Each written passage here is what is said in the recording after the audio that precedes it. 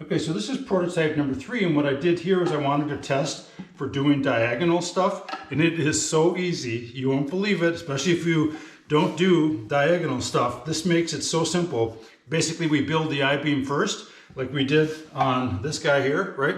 On prototype number 1.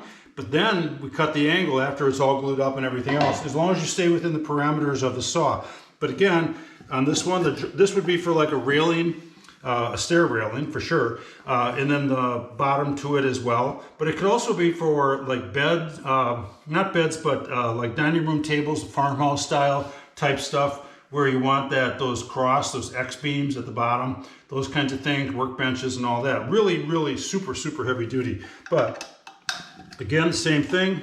We then take an Allen wrench, we release that, and this system is solid, right? Okay, it's not going anywhere. I've been building beds out of it and railings and things for years, and it's really held up well. So that's what that's all about. And that's prototype. I think that's prototype number 3.